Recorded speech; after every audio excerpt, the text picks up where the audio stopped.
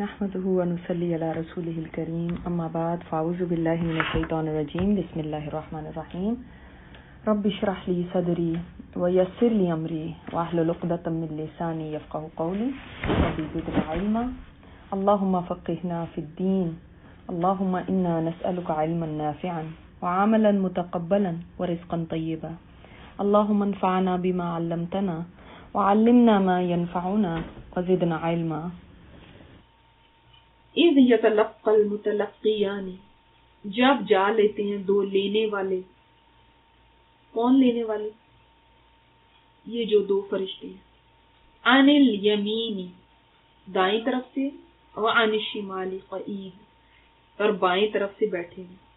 یہ دو فرشتے جو بہت قریب ہیں، جو اس پہ مسلط ہیں، ایک دائیں طرف اور ایک بائیں طرف، ہر قول اور ہر فعل کو لکھتے ہیں.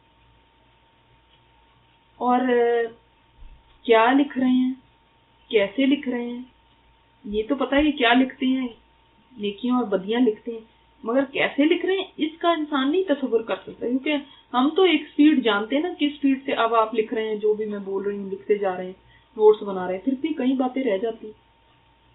تو لیکن وہ ایسے ہیں، ما یلفظ من قول الا لدیہ رقیب عتید، کوئی لفظ بھی منہ سے ایسا نہیں نکلتا مگر اس کے پاس ایک محافظ ہے، ایک نگران ہے، جو ہر وقت ہر بات کو نوٹ کرنے کے لیے اس کے ساتھ ہے. کوئی بات ایسی نہیں ہے جو رہ جائے، یعنی ایک ایک حرف، ایک ایک لفظ تک، چاہے وہ بے معنی ہے چاہے با معنی ہے، وہ ہر ایک لفظ کو لکھ رہے ہیں. اب اس سے اندازہ لگائیے کہ وہ کتنے الرٹ ہیں. اور 24/7 کوئی وقت ایسا نہیں ہے کہ جس وقت وہ انسان سے الگ ہو کے بیٹھ جائے یا تھک جائے یا وہ بریک لے لیں. کتنے زیادہ حاضر باش یہ فرشتے ہیں. اب آپ یہ اندازہ لگائیے کہ اللہ تعالیٰ نے اتنے الرٹ جو فرشتے انسان کے ساتھ لگائے ہیں، تو پھر اس کو کتنا کیئرفل رہنا چاہیے اپنی بات بولنے سے پہلے. ایک ایک لفظ ریکارڈ ہو رہا ہے یہاں پہ. اور ریکارڈنگ وہ نہیں ہے کہ جو سمجھ لیں کہ انسانوں کے تو کیمرے ہوتے ہیں نا، ایک اینگل سے ریکارڈ کیا تو دوسری طرف سے پتہ نہیں چلا کہ کیا کر گیا. ہر طرف سے ریکارڈنگ ہو رہی ہے. وہ چوکنے ہیں، بالکل گھات لگائے ہوئے ہیں. عتید ہے نا کہ گھات لگائے ہوئے، ایسے گھات لگائے ہوئے کہ کوئی بات ان سے سلپ ہو نہیں سکتی کہ ان کے پاس سے رہ جائے، لکھی نہیں گئی. بہت سپیڈ میں بول رہا تھا، حتیٰ کہ انسان کی ایسی کوئی ایسا لفظ بھی جو انسان ایسے ہی بول جائے اس کو بھی لکھ جاتے ہیں. ایک حرف بھی ایسا نہیں ہے جو وہ ان ریکارڈڈ چھوڑ جائے. تو اب وہ سوچیں کہ اگر الفاظ لکھ رہے ہیں تو پھر عمل کتنے لکھ رہے ہوں گے. عمل بھی تو پھر لکھتے ہوں گے نا، عمل تو اس سے بھی بڑی چیز ہے. امام احمد رحمۃ اللہ علیہ کے بارے میں آتا ہے کہ وہ اپنے مرض الموت میں کرا رہے تھے نا، ہائے ہائے کر رہے تھے، تو طاؤس رحمۃ اللہ علیہ ان کے پاس آئے اور فرمانے لگے کہ یہ جو آپ ہائے ہائے کر رہے ہیں اس کو بھی فرشتے لکھتے ہیں، آپ اس کی جگہ اللہ اللہ کہیں. تو انہوں نے کراہنا چھوڑ دیا تھا.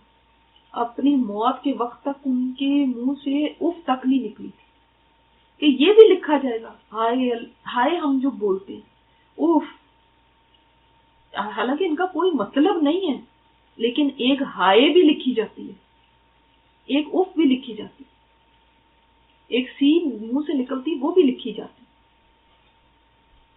انسان تکلیف کے اندر کوئی ایسی منہ سے بے معنی سی چیز نکالتا ہے وہ بھی لکھی جاتی ہے. تو کتنی اس کے بعد انسان کے لیے کیئرفل ہونے کی ضرورت ہے. ایک حدیث میں یہ بھی آتا ہے، آپ صلی اللہ علیہ وسلم نے فرمایا، مسند احمد کی ہے، کہ انسان ایک کلمہ اللہ کی رضا کا کیا گزرتا ہے جس کو وہ کوئی بڑا اجر کا کلمہ نہیں سمجھتا، لیکن اللہ تعالیٰ اس کی وجہ سے اپنی رضا مندی اس کے لیے قیامت تک لکھ دیتا ہے. اللہ اکبر. اللہ چاہے تو قیامت تک کے لیے کسی کے لیے اجر لکھ دے. اس ایک بات کی وجہ سے اللہ کو اتنی پسند آتی ہے اس کی وہ بات. اللہ ہمیں توفیق دے کہ ہم ایسی باتیں کریں جو اس کی رضا کی. اور کوئی برائی کا کلمہ اللہ کی ناراضگی کا اس طرح بے پرواہی سے کیا جاتا ہے. جس کی وجہ سے اللہ تعالیٰ اپنی ناراضگی اس پر اپنی ملاقات کے دن تک یعنی قیامت تک لکھ دیتا ہے. اللہ رحم فرمائے. اللہ تعالیٰ ہمیں ان چیزوں سے محفوظ رکھے کہ انسان کو پتہ بھی نہیں ہوتا، بے پرواہی سے کیا جاتا ہے، لیکن اللہ تعالیٰ اتنے ناراض ہوتے ہیں، اتنے ناراض ہوتے ہیں، قیامت تک کے لیے اللہ تعالیٰ اپنی ناراضگی لکھ دیتے ہیں. اب دیکھیں کتنی ساری باتیں انسان بے سوچے سمجھے بغیر کسی اس کے منہ سے بولتا چلا جاتا ہے. ایک زبان ہے کہ وہ کینچی کی طرح چلتی چلی جاتی ہے. سورہ حجرات میں ہم نے کتنی ساری زبان کی آفتیں پڑھی کہ ساری زبان کی مصیبتیں ہیں نا. اب وہ پتہ نہیں ہے کہ کون سی بات، کیونکہ اس نے کیا کہی سوچ سمجھ کے نہیں کہی. دیکھیں عزیز کے الفاظ بے پرواہی کے ساتھ کیا گزرتا ہے. اس نے ایسے نہیں کہ کوئی شعور کے ساتھ کی، کوئی بڑی سوچ کے کی، کوئی بس ایسے ہی کیونکہ ہر وقت بولنے کی عادت ہے تو کوئی کچھ نہ کچھ ایسے منہ سے بول دیا، بے پرواہی سے بول دیا، نہ سوچا نہ سمجھا کیا بولنا چاہیے کیا کہنا چاہیے، بس ایسے کہہ دیا. اب اللہ تعالیٰ اتنے ناراض ہوتے ہیں، قیامت تک کے لیے اپنی ناراضگی لکھ دیتے ہیں. اللہ رحم فرمائے، اللہ رحم فرمائے. اللہ تعالیٰ ایسی تمام باتوں سے محفوظ رکھے. تو علقمہ فرماتے ہیں کہ اس حدیث کے بعد میں بہت ساری باتیں کہنے سے رک گیا. یعنی وہ لوگ اتنا اس چیز کو سیریس لیتے تھے نا آپ صلی اللہ علیہ وسلم کی حدیث کو، کہ جب کسی بات پہ بھی پکڑ ہو سکتی ہے، یہ کچھ کسی بات کے اوپر بھی اللہ کی ناراضگی ہو سکتی ہے، تو کہنے کتنی باتیں ایسی ہیں کہ جن کے کہنے سے میں رک گیا. تو ہمارے لیے بھی تو یہی بات ہے نا، یہ حدیث ہمارے لیے بھی تو ہے نا. تو ہم اپنی گفتگو میں بھی کتنی احتیاط کریں، کتنا سوچ سمجھ کے بولیں. یہ بہت ہی ڈرا دینے والی حدیث ہے. اللہ نہ کرے کسی کو اللہ کی ناراضگی قیامت تک ملے. اللہ تعالیٰ ہمیں اپنی رضائی عطا فرمائے. تو یہ اللہ تعالیٰ نے دیکھو کیسے انسان کو جکڑا ہوا ہے کہ دائیں طرف بھی بیٹھا ہے جو نیکیاں لکھ رہا ہے اور بائیں طرف بیٹھا ہے جو بدیاں لکھ رہا ہے. جب بندے سے کوئی خطا ہوتی ہے تو جو دائیں طرف والا ہے یہ کہتا ہے بائیں طرف والے سے کہ ٹھہر جا، اگر اس نے اسی وقت توبہ کر لی تو اس کو نہ لکھنا، اور اگر وہ توبہ کر لیتا ہے تو پھر وہ نہیں لکھتا، اور اگر وہ توبہ نہیں کرتا تو پھر وہ لکھ لیتا. تو امام حسن بصری فرماتے ہیں اس آیت کی تلاوت کر کے کہ اے ابن آدم تیرے لیے تو صحیفہ کھول دیا گیا اور 2 بزرگ فرشتے تجھ پہ مقرر کر دیے گئے، ایک تیرے دائنی طرف ہے ایک تیرے بائیں طرف. دائنی طرف والا تو تیری نیکیوں کی حفاظت کرتا ہے اور بائیں طرف والا تیری برائیوں کو دیکھتا رہتا ہے. اب تو جو چاہے عمل کر، کمی کر یا زیادتی کر، جب تو مرے گا تو یہ دفتر لپیٹ دیا جائے. دفتر ماننا کیا؟ یہ جو پوری تیری فائل ہے نا، یہ پورا ریکارڈ جو ہے یہ لپیٹ دیا جائے گا اور تیرے ساتھ تیری قبر میں رکھ دیا جائے گا، اور قیامت کے دن جب تو اپنی قبر سے اٹھے گا تو یہ تیرے سامنے پیش کر دیا جائے گا. ہم نے پہلے بھی پڑھا ہوا ہے کہ ہر انسان کی اعمال نامہ جو اس کی شامت اعمال کی تفصیل جو ہے ہم نے اس کے گلے میں لٹکا دی، اور قیامت کے دن وَنُخْرِجُ لَهُ يَوْمَ الْقِيَامَةِ كِتَابًا يَلْقَاهُ مَنْشُورًا. قیامت کے دن ہم اس کو نکالیں گے. قیامت کے دن اللہ تعالیٰ اس کے سامنے اس کے اعمال نامے کو پھینکے گا جسے وہ کھلا ہوا پائے گا، اور اللہ تعالیٰ کہیں گے کہ آپ اپنی کتاب کو خود پڑھ لیں. کفیٰ بنفسک اليوم حسیبا، آج تو اپنا حساب لینے کے لیے خود ہی کافی ہے.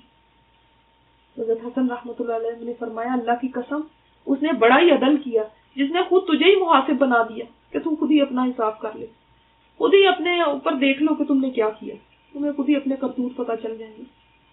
انسان فیئر انالیسس کرے خود ہی پتہ چل جاتا ہے کتنے پانی میں. ابن عباس فرماتے ہیں کہ جو کچھ تو بھلا برا کلمہ زبان سے نکالتا ہے وہ سب لکھ لیا جاتا ہے، یہاں تک کہ تیرا یہ کہنا بھی لکھ دیا جاتا ہے کہ میں نے کھایا، میں نے پیا، میں گیا، میں آیا، میں نے دیکھا، یہ سب کچھ ایوری تھنگ.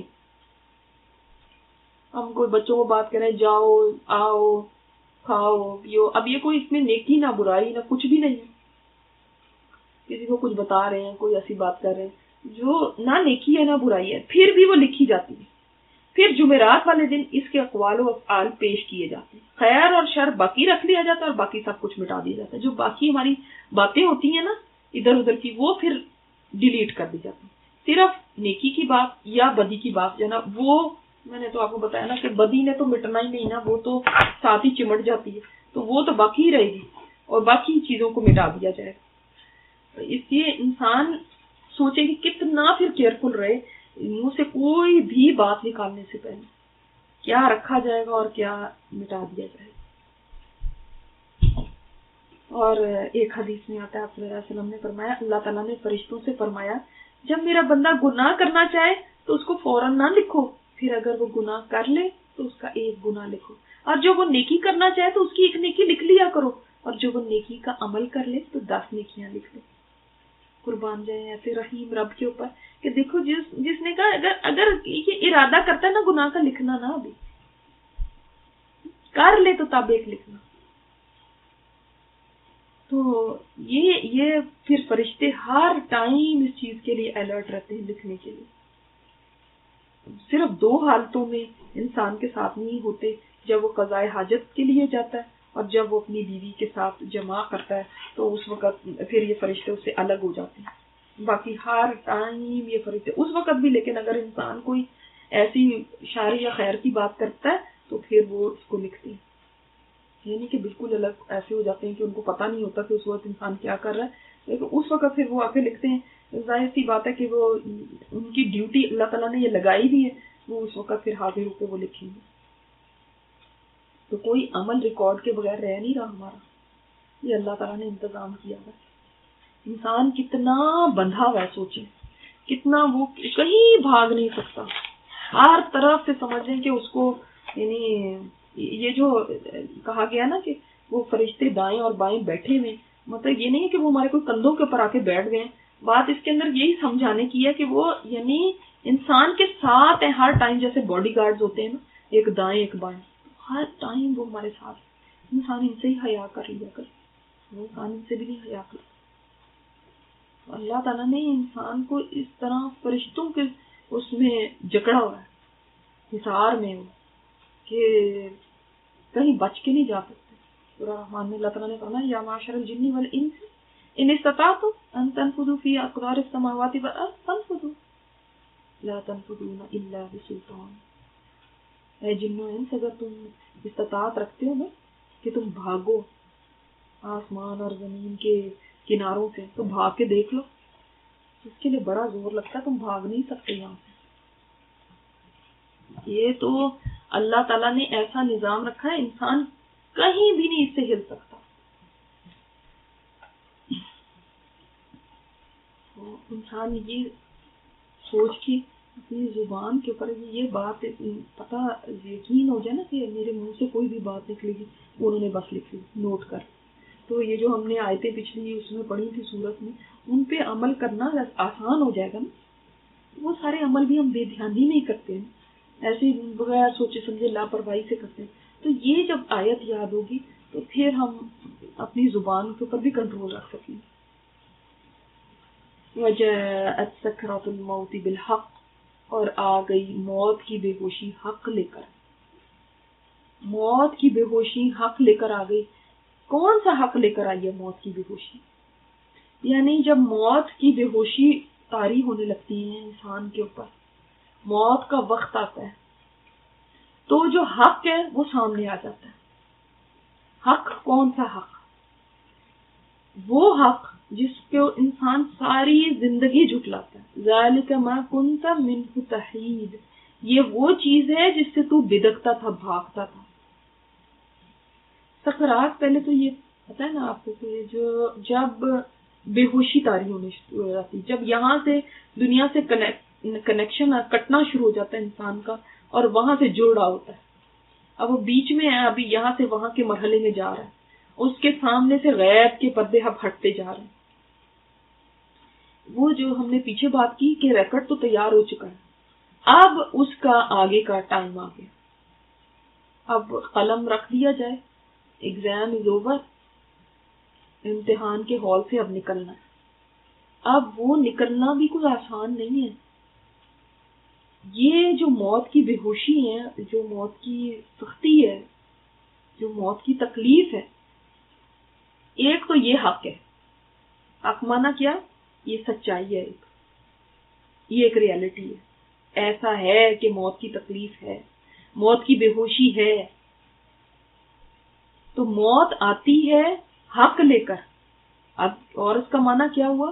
یعنی وہ چیزیں جن کا آج انسان کو یقین نہیں ہے، جو ہی موت آئے گی تو وہ سب سامنے نظر آنے لگیں گی. وہ سب چیزیں، وہ جو جن پہ انسان، جو اللہ کے وعدے تھے، جن پہ انسان کو بھی سوچتا نہیں تھا، سوچنا نہیں چاہتا تھا، وہ سچائی بھی نظر آنے شروع ہو جائے گی. انسان کو آگے کے احوال نظر آنے لگیں گے. جنت جہنم کے متعلق جو اس نے باتیں سنی ہوئی تھی وہ ساری لگیں گی کہ وہ تو سچ تھا سب کچھ. آخرت کی باتیں وہ تو ساری سچ تھی. وہ جن باتوں سے میں بے پرواہی کرتی تھی وہ تو سب سچ تھی. جن کو میں اہمیت نہیں دیتی تھی وہ حقیقت تھا. اور انسان کی ظاہر سی بات ہے کہ وہ جو بے ہوشیاں ہو رہی ہوں گی اس میں وہ حق سامنے آئے گا تو کیسی انسان کے لیے ایک تکلیف دہ وہ بھی حال ہوگا کہ انسان ایک وہ موت کی تکلیف ہے اور سامنے اس کو حق نظر آ رہا ہے. اور اسی سے انسان بدکتا ہے. کیسے بدکتا ہے انسان؟ اس کا ذکر سننا نہیں چاہتا، اس کو سوچنا نہیں چاہتا. موت کی بات اس کے سامنے آئے تو کہتا ہے بس جانے والی بات نہیں کرو، اور کنی کتراتا ہے اس سے. تحید یہی مانا ہے، کنی کترانا، بھاگتا ہے اس سے. دیکھ لینا آج ہم کتنا اس چیز کو سمجھتے ہیں کہ یہ بھی ایک ٹاپک ہے جس کو بیان کیا جائے. صرف جہاں پہ کوئی موت کا گھر ہو وہاں پہ ہی موت کا ذکر ہو تو اس کو سمجھا جاتا ہے صحیح. ادروائز اس کے علاوہ کہیں پہ آپ موت کا ذکر کریں تو اس کو نحوست ایک سمجھا جاتا ہے. اللہ تعالیٰ فرما رہے ہیں کہ یہ وہی چیز ہے نا جس سے تو بھاگا کرتا تھا. تو چاہتا تھا کہ یہ نہ ہو، یہ میرے سامنے نہ آئے. اب دیکھو حقیقت کھل کے آ گئی. اس آیت سے پتہ چلتا ہے کہ اس وقت سے ہی آخرت کا جہان سامنے آ جاتا ہے، اور وہ وقت گزر گیا جس میں انسان عمل کر سکے، جس میں بچ سکتے تھے. وہ وقت گزر گیا. اب عمل کا وقت ختم ہو جاتا ہے.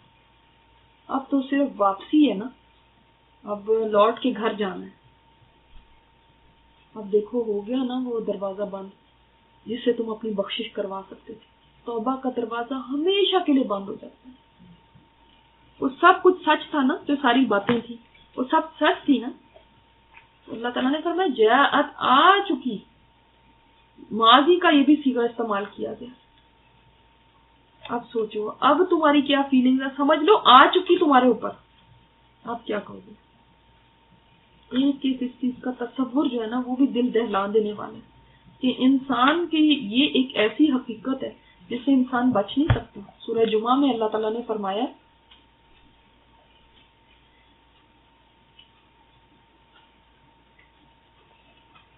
یہی اسی بات کو اللہ تعالیٰ نے فرمایا، اور فرمایا کہ یہ ایک ایسے موت کہہ دیجئے، یہودیوں کی بات ہو رہی ہے، کہہ دیجئے اے یہودی اگر تمہارا یہ دعویٰ ہے کہ تم اللہ کے دوست ہو، دوسرے لوگوں کے سوا، تو تم موت کی تمنا کرو اگر تم سچے ہو. اس موت سے کوئی نہیں بچ سکتا. تو اگر تم یہ سمجھتے ہو کہ اور وہ موت کی کبھی تمنا نہیں کریں گے. کیوں؟ اس لیے کہ جو انہوں نے اپنے آگے بھیجا. انسان موت سے بھاگتا اسی لیے کہ وہ جو اس نے آگے بھیجا ہے اس کو پتا ہے کہ وہ کافی نہیں ہے. اس کو معلوم ہے کہ میں نے وہ نہیں بھیجا جو ہونا چاہیے. اور اللہ تعالیٰ نے فرمایا اس کے بعد جو بات سب سے زیادہ اس میں امپورٹنٹ ہے، قُلْ إِنَّ الْمَوْتَ الَّذِي تَفِرُّونَ مِنْهُ، کہہ دیجئے کہ بے شک جس موت سے تم بھاگتے تھے نا، فَإِنَّهُ مُلَاقِيكُمْ، وہ تم کو پہنچ کے رہے گی. تم جتنا مرضی بھاگو، تمنا کرو نہ کرو، تو یہ کبھی بھی نہیں تمنا کریں گے، لیکن موت پہنچ کے رہے گی. ثُمَّ تُرَدُّونَ إِلَىٰ عَالِمِ الْغَيْبِ وَالشَّهَادَةِ، پھر تم لوٹائے جاؤ گے اس کی طرف جو جاننے والا ہے کھلے اور چھپے کا. فَيُنَبِّئُكُم بِمَا كُنتُمْ تَعْمَلُونَ، پھر وہ تمہیں بتا دے گا جو تم عمل کر کے رہے. جس موت سے تم بھاگتے پھرتے ہو وہ تم کو آ کے رہے گی. موت سے نہیں بچ سکتے. تم سوچے سے بھاگ جاؤ گے کہیں والی ایک مثال ہے نا، جو آپ صلی اللہ علیہ وسلم نے ایک لومڑی کی مثال دی تھی، اور آپ صلی اللہ علیہ وسلم نے فرمایا تھا کہ اس شخص کی مثال جو موت سے بھاگتا ہے اس لومڑی جیسی ہے. جس سے زمین اپنا قرضہ طلب کرنے لگی اور یہ اس سے بھاگنے لگی. بھاگتے بھاگتے جب یہ لومڑی تھک جاتی ہے اور بالکل تھک کے چکنا چور ہو جائے تو وہ اپنے بھٹ میں جا گھسی جو اس کی ہوتی ہے جگہ، اس کا گھر ہوتا ہے.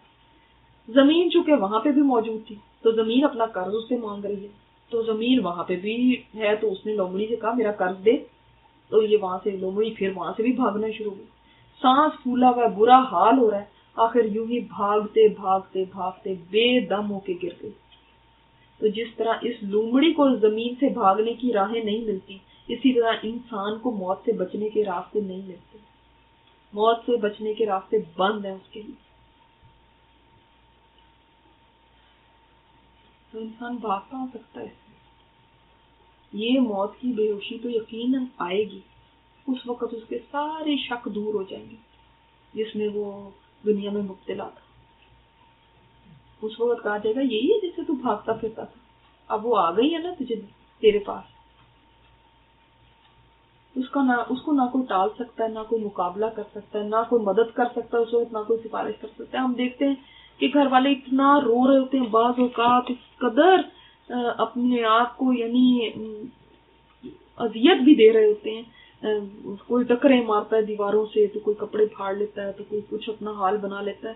اس قدر صدمے میں ہوتے ہیں کہ کسی طرح یہ ہمارا جانے والا جائے نا، اس کو ہم بچا لیں. کتنا بھی پیسہ دینا پڑے، کتنا کچھ کوئی پاپڑ بیلنے پڑے، کہتے ہیں کہیں دنیا جہان میں کہیں اس کی دوا مل جائے تو ہم وہ لے کے آ جائیں. ڈاکٹروں کو بلاؤ، حکیموں کو بلاؤ، کسی کو پیروں فقیروں، کسی کو نہیں چھوڑتے. کہتے ہیں کسی طرح موت سے بچے. اس سے بلا کوئی بچ سکتا؟ یہ تو آ کے رہے گی. موت نظر تو نہیں آتی، مگر جب آتی ہے تو انسان کو ایسے لگتا ہے جیسے وہ غوطے کھا رہا ہے. اس کی بے ہوشیاں. اسی لیے آپ صلی اللہ علیہ وسلم نے دعا سکھائی، اللہم اعنی علی غمرات الموت وسکرات الموت. اے اللہ میری مدد فرمانا موت کی ڈبکیوں سے اور بے ہوشیوں سے، میری مدد فرمانا. اور جو آپ صلی اللہ علیہ وسلم کے اوپر بھی موت کا جو عالم آیا وہ بھی بہت سخت تھا. آپ صلی اللہ علیہ وسلم اس وقت بہت اضطراب میں، بے چینی میں تھے. اتنی بے چینی تھی کہ پانی کا پیالہ ساتھ رکھا ہوتا جس میں آپ صلی اللہ علیہ وسلم بار بار ہاتھ مبارک ڈالتے تھے، چہرے پہ ملتے تھے، اپنی چادر کبھی چہرے مبارک پہ ڈالتے، کبھی ہٹا دیتے. پھر آپ صلی اللہ علیہ وسلم پر جب موت کی غشی طاری ہونے لگی تو آپ صلی اللہ علیہ وسلم اپنے چہرہ مبارک سے پسینہ پہنچتے فرماتے جاتے سبحان اللہ ان للموت لسکرات. سبحان اللہ، موت کے لیے بڑی سختی ہیں، موت کی سختی بہت زیادہ ہے. تو اتنی انسان اس پر آسائش زندگی کے بعد اتنے جو آنے والے مراحل ہیں نا ان کو بھولا رہتا ہے. سب سے پہلا مرحلہ یہ آرام دہ زندگی کے بعد جو ہے وہ موت کا ہے. یہ وہ کڑوا گھونٹ ہے جس کو ہر ایک نے پینا. اللہ تعالیٰ نے فرمایا کل نفس ذائقۃ الموت، ہر ایک نفس کو موت کا ذائقہ چکھے. پھر کیا بات ہے کہ ہم لوگوں کے جنازے دیکھتے ہیں اور ہمیں لگتا ہے کہ ہمارا جنازہ کبھی نہیں اٹھے گا. لوگوں کو دفناتے ہیں ہمیں لگتا ہے ہم نے قبر میں کبھی نہیں جانا. کل شیء ہالک الا وجہہ، ہر چیز میں ہلاک ہونا سوائے اس کے چہرے کے. جو مرنے کے بعد جو کیفیات ہیں وہ ٹھیک ہے، کوئی مرنے کے بعد آ کے بتا تو نہیں سکا، لیکن قرآن و حدیث نے تو ہمیں بتا دیا نا کہ موت کی شدت ہے، موت کی سختی ہے. انہی سے اندازہ ہو جاتا ہے کہ دنیا کی زندگی کی ساری مصیبتیں، سارے غم بھی اکٹھے کر لیے جائیں، موت کی تکلیف اور شدت اس سے کہیں زیادہ ہے. جب اس وقت فرشتے نظر آنے لگیں گے، اس وقت عالم برزخ کے حقائق نظر آنے لگیں گے، عذاب ثواب کا یقین صحیح طریقے سے اس وقت ہی ہوگا تو وہ انسان سامنے دیکھ لے گا. پھر تو کوئی انکار کر ہی نہیں سکتا.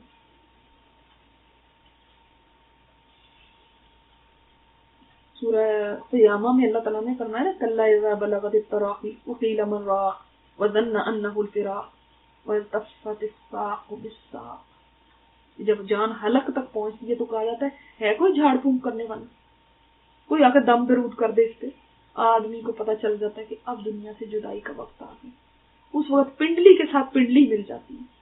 پنڈلی کے ساتھ پنڈلی مل جانے کا مطلب ہی ہے کہ موت کے وقت اتنی تکلیف آتی ہے انسان کے اوپر اور تکلیف کے ساتھ جان نکلتی ہے. کئی لوگوں کے ہوتا ہے پیشاب نکل جاتے, کئی لوگوں کی زبان دانتوں تلے دب جاتی ہے, زخمی ہو جاتی ہے. اس قدر اس وقت تکلیف ہوتی ہے. آپ صلی اللہ علیہ وسلم نے خود ارشاد فرمایا موت کی تکلیف بڑی شدید ہے, تو اس کی ہمیں کوئی پرواہ ہی نہیں. زندگی کے آخری لمحات میں تو آپ صلی اللہ علیہ وسلم کی زبان مبارک میں لکنت آ گئی تھی, یہ موت کی شدت کی وجہ سے, اس کی سختی کی وجہ سے. لیکن دیکھو انسان کتنا غفلت میں پڑا ہوا ہے, اتنا غافل ہے کہ زندگی کی گھڑیاں گزرتی جا رہی ہیں, دن ماہ سال گزرتے جا رہے ہیں. لوگوں کے پوچھو بھی کہ اگر کیا آپ نے تیاری کی, کیا آپ اسے مطلب کچھ بھی نہیں, کوئی فرق نہیں پڑتا. دن ماہ سال گزرتے جا رہے ہیں, برتھ ڈیز مناتے جا رہے ہیں, لیکن یہ نہیں پتا کہ موت سے کتنے قریب آ رہے ہیں. آج تو عمل کر سکتے ہو, آج عمل کا دن ہے, حساب کا دن نہیں ہے. کل ہوگا حساب کا دن, پھر عمل کا دن گزر چکا ہوگا. اس دنیا میں تو انسان کم وقت رہے یا زیادہ وقت رہے, ایک دن تو جانا ہی, اگلے سفر پہ روانہ ہونا. اسی لیے آپ صلی اللہ علیہ وسلم نے اس کو فرمایا نا کہ یہ تو ایک سرائے ہے, مسافر کی طرح رہو یہاں پہ. مسافر چند گھنٹے جیسے کسی جگہ پہ رہتا ہے, لیکن انسان یہ چند گھنٹوں میں کتنا اس کا عادی ہو جاتا ہے اس دنیا کا کہ وہ جتنا وقت گزرتا جاتا ہے وہ اور خوش ہوتا جاتا ہے کہ میں تو جوان ہو رہا ہوں, حالانکہ ہر گزرنے والا منٹ لمحہ تو اس کو موت کے قریب کر رہا ہے. امیدیں اس کی جوان ہوتی ہیں, خواہشات اور بڑھتی جاتی ہیں. وہ دن رات ایک کر دیتا ہے اپنی خواہشات کو پورا کرنے کے لیے, زندگی کو حسین بنانے کے لیے. 18 20 گھنٹے لوگ کام کرتے ہیں, اب تک پھر کیا ہو جاتا ہے, بال سفید ہو جاتے ہیں. تب انسان سوچتا ہے ابھی تو میں جوان ہوں, تب بھی یہ حال ہوتا ہے. اب تک موت آ جاتی ہے. لیکن انسان یہی اس سے پہلے تک سوچتا رہتا ہے ابھی بہت وقت ہے, ابھی بہت وقت ہے. اس کی منصوبے پلاننگ ہی نہیں ختم ہوتی. کوٹھیاں, پلاٹ, فیکٹریاں, گاڑیاں, یہ انہی چکروں میں ساری زندگی گزر جاتی.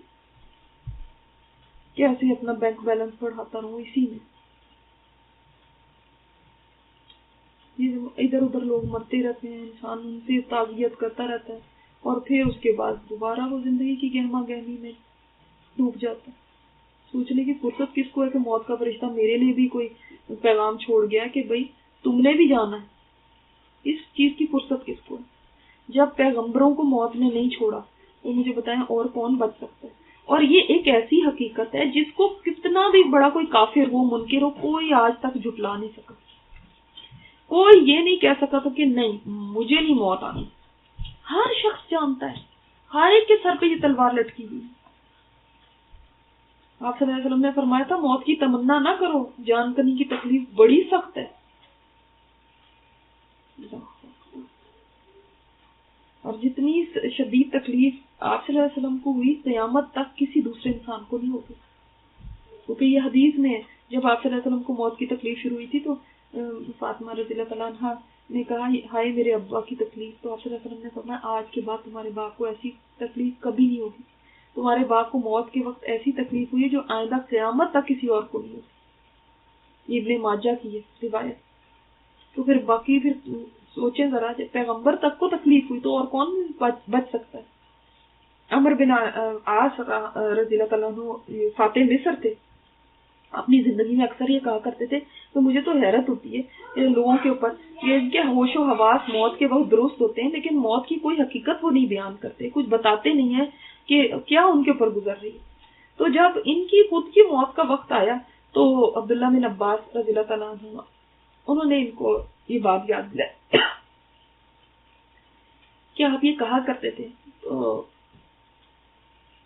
انہوں نے پھر کہا, عمر بن عاص نے ٹھنڈی سانس لی, کہنے لگے موت کی کیفیت تو ناقابل بیان ہے, بس اتنا بتا سکتا ہوں کہ مجھے ایسا لگتا ہے گویا آسمان زمین پہ ٹوٹ پڑا اور میں دونوں کے درمیان پس رہا ہوں. میری گردن پہ جیسے کوئی پہاڑ رکھا ہوا ہے اور پیٹ میں کھجور کے کھانٹے بھرے میں, اور ایسے معلوم ہو رہا ہے جیسے میری سانس سوئی کے ناکے سے گزر رہی ہے. یہ صحابی رسول ہے. اسی طرح شداد بن اوس رضی اللہ تعالیٰ عنہ یہ بھی صحابی رسول ہے. یہ فرماتے ہیں موت کا لمحہ دنیا اور آخرت کی تمام ہولناکیوں سے زیادہ ہولناک، یہ آروں کے چیرنے سے زیادہ اذیت ناک ہے، یہ کینچیوں کے کاٹنے سے زیادہ سخت ہے، یہ ہنڈیوں کے ابالنے سے زیادہ تکلیف دہ ہے۔ اگر مردہ زندہ ہو کے لوگوں کو موت کی سختی سے آگاہ کر دے تو لوگوں کا آرام اور نیند ختم ہو جائے، لوگ کبھی آرام ہی نہ کر سکے۔ اسی لیے عمر بن عبدالعزیز دعا کیا کرتے تھے نا، اللہم ہون علی الموت، اللہ تعالیٰ مجھ پہ موت کی سختی آسان کر دے، اس کی بہت سختیاں ہیں، اور یہ وہ چیز ہے جو برحق ہے، کوئی اور چیز پتہ نہیں دنیا میں کسی کے ساتھ ہو یا نہ ہو، لیکن یہ وہ چیز ہے کہ جو ہر ایک کے ساتھ پیش آنے والی ہے، اس سے کسی نے بچنا نہیں، یہ ایسی چیز نہیں ہے جو ٹل سکے، باقی ہر چیز ٹل سکتی ہے، لیکن انسان اسی چیز سے سب سے زیادہ غافل ہے جو کہ یقینی ہے۔ تو ٹھیک ہے، انسان بھاگتا رہے، پھر نہ سنے، نہ یہ اس کی کوئی تیاری کرے اور سوچے کہ یہ نہ سننے سے ٹل جائے گی، تو پھر اس دن یہی کہا جائے گا، یہی ہے نا جس سے تو بھاگتا تھا اور بھاگ لے، اس نے تو تجھے پھر بھی آ پکڑا۔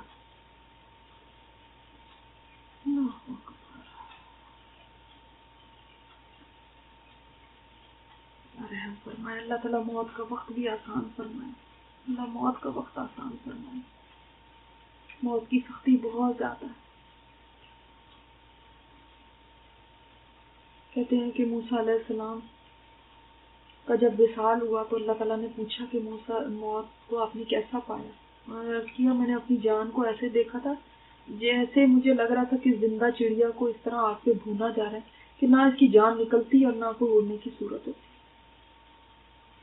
ایک اور روایت میں ایسی حالت جیسی کہ زندہ بکری کی کھال اتاری جا رہی ہے، ظاہر ہے ایک ایک پور میں سے، ایک ایک بال میں سے جب جان نکلنی ہو تو وہ کیسی اذیت ہے۔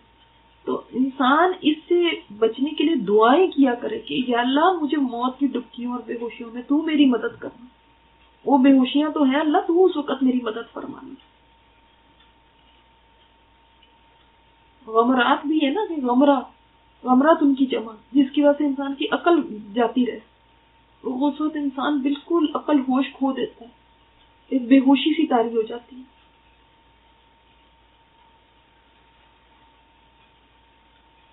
تو انسان تھوڑی دیر کے لیے تو جب کسی بھی موت کا سنتا ہے، قبر میں اتارنے کا سنتا ہے، تو تھوڑی دیر کے لیے اپنے آپ کو صحیح کرتا ہے، لرزہ طاری ہوتا ہے، اس کے بعد پھر اسی زندگی میں اور اسی ڈگر پہ چلنے لگتا ہے، اور اس کا ذکر بار بار کرنا بھی نہیں چاہتا نا، تاکہ مزے نہ خراب ہوں۔ اللہ تعالیٰ نے تو بتا دیا ہے، جس کا ذکر نہیں سننا چاہتے تھے، جس کی بات نہیں کرنا چاہتے تھے، اس نے تمہیں گھیر لیا۔ اگر انسان اپنے آپ کو درست نہ کرے اس دن کے آنے سے پہلے تو کچھ ہاتھ نہیں آئے گا، کچھ ہاتھ نہیں آئے گا، انسان ہاتھ ملتا ہی رہ جائے گا۔ اس سے پہلے ہم نے اپنی تیاری کرنی ہے۔ سبحانک اللہم و بحمدک، نشہد ان لا الہ الا انت، نستغفرک و نتوب الیک۔